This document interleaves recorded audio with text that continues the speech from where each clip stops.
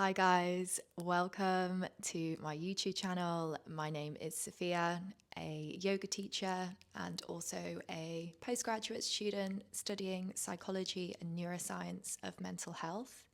And I also make accessible evidence-based content on how you can use yoga to support your mental health. So in this video, we are going to discuss how we can transform the meaning of a negative situation to reduce its emotional impact. So the plan for today is we're going to talk about what appraisals are, how they relate to emotions, and also we're going to talk about how you can use the technique of cognitive reappraisal or restructuring to downregulate emotions. Then we're going to talk about a tool and technique called mindfulness, which you may have heard of it, that you can use to help identify thoughts and also support cognitive reappraisal and restructuring. So this is part 2 of how to regulate your emotions. You can go and view part 1, which is also on my YouTube channel now. Okay, so let's get into it. So let's talk about what appraisals are. So I'm going to show you a photo now, and when you look at this photo, what can you see? Can you see 2 dogs playing? Or can you see 2 dogs fighting?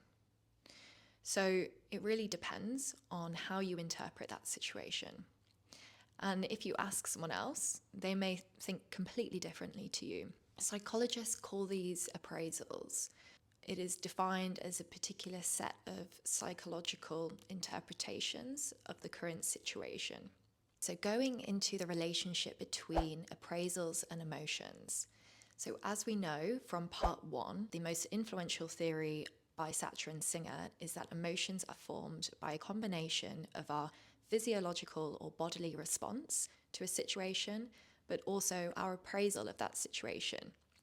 And so these two components make up an emotion. But what we also know is that actually not only do our appraisals influence our emotions, but also emotions influence our appraisals. So to make it even more confusing. And to give you an example of this, there was a key study done by Smith and Ellsworth where they asked a group of people to describe several key emotions. For example, anger, shame, disappointment, also happiness. And then what they found is obvious conclusions, which were, okay, if people were feeling sad at that time, they would interpret a situation more negatively. But also if they were feeling particularly happy in that moment, they would interpret a situation in a more positive light. But they also found distinct differences between emotions such as fear and anger. So, for example, if people felt fearful, they were more likely to judge a situation with uncertainty. Whereas people that are more angry, they judge a situation with far more confidence. They feel very confident in themselves about the situation at hand. You can see why that this study was important, because how you feel at that time can determine how you then interpret a situation and therefore your appraisal. It really gives us insight into how affective disorders such as major depression and also anxiety disorders are maintained. Because if you have a negative emotion that you're feeling, or you're feeling in a low mood, then that can trigger negative thoughts. And then negative thoughts also drive and have an influence on your mood. So you can see how you can get caught in this vicious cycle.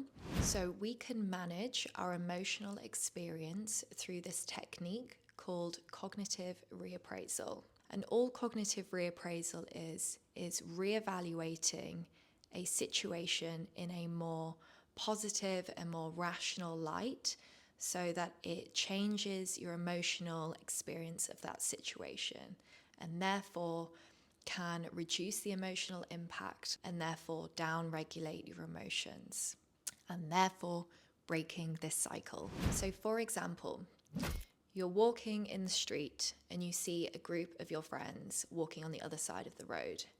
You wave at them and they don't wave at you back. And then your automatic thought potentially could be that they are ignoring you. And therefore that negative thought may then trigger negative emotions thereafter.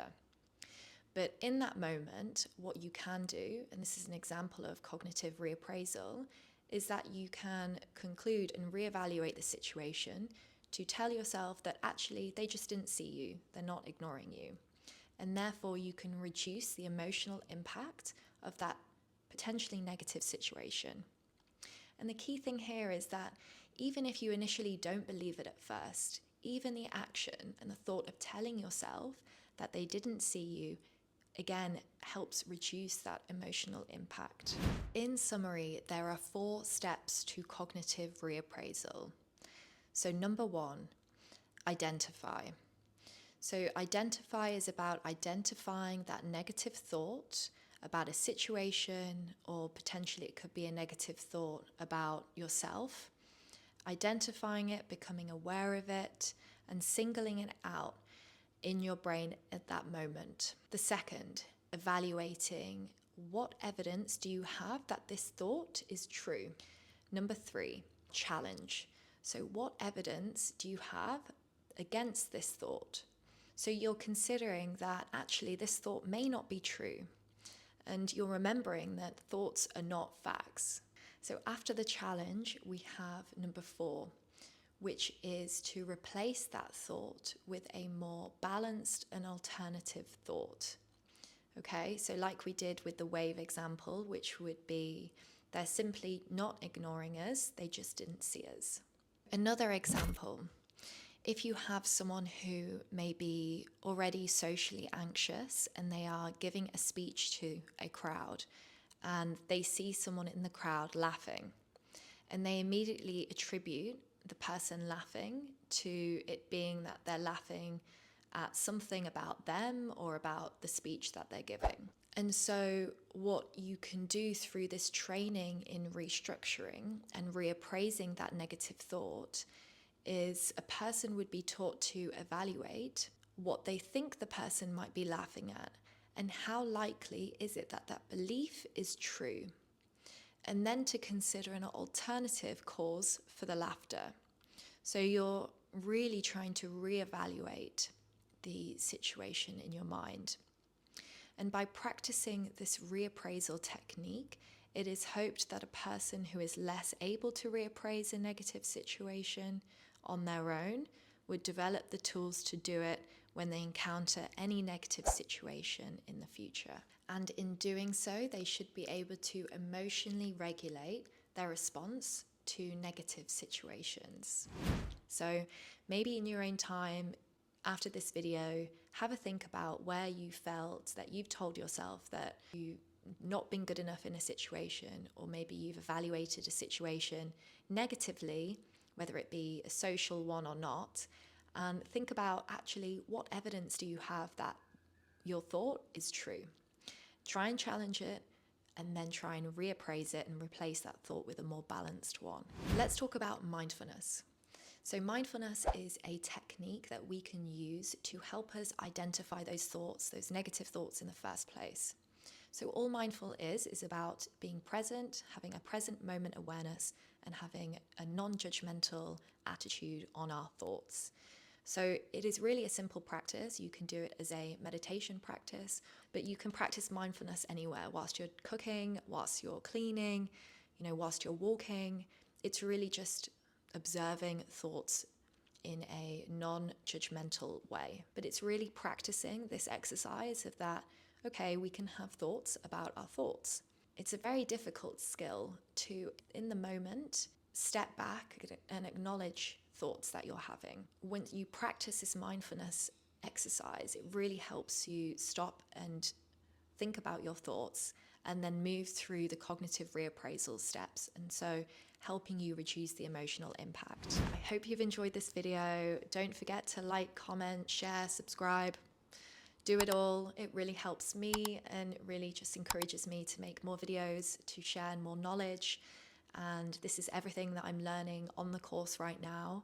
And I really feel like it should just be free and in the public domain, and you not having to pay for therapy to get this knowledge. This should just be accessible to everyone. So that's my whole reason around making these videos. So I hope you enjoy them, and I look forward to seeing you in the next one.